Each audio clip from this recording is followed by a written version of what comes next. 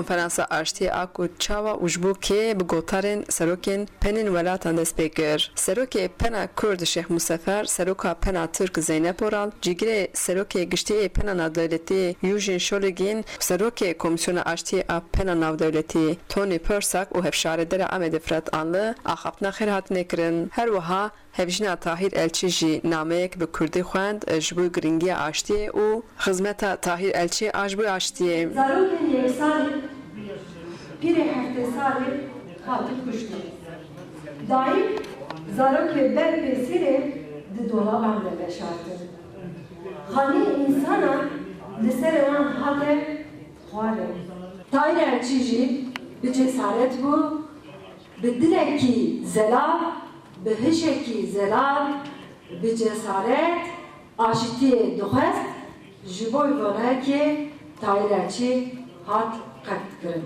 Seroka Pena Türk Zeynep Oral gotara xwe de balê da ser rewşa herêmê û got ne tundiya dewletê ne jî terora tundiyê pirsgirêkê çareser nake. Hevşaredere Amedê Fred Anlı jî balê kişand ser her heft mehên dawî ku li herêmê Qedexe operasyon û şer hene. Wî got di nav sê salan de Kurd rastê gelek karesat û hovîtiyên mezin hatin. Piştî axaftinên vekirinê di beşa duyê de konferansa Profesör Abbas Walî, Fikret İlkiz, Profesör Ceber Kadir hebû.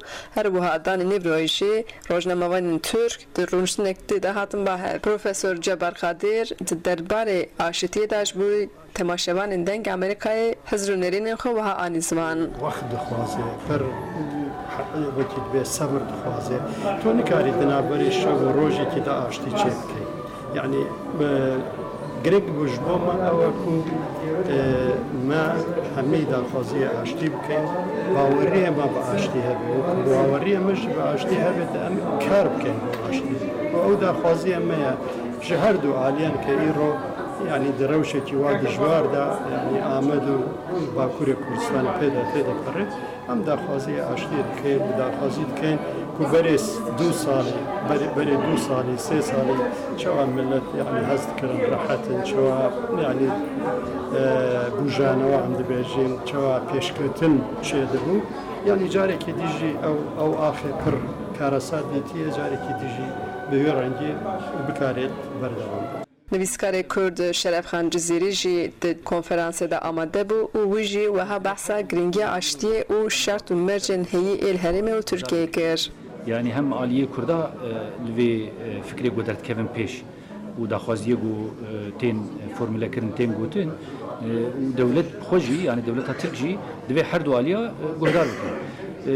Wexta guhdar nekin hinekî çîk dibe yani ev mana vê konferansê wiha lawaz dibin û kêm dibe, qels dibe, kes nima bawerî bi gotinê jî tîne.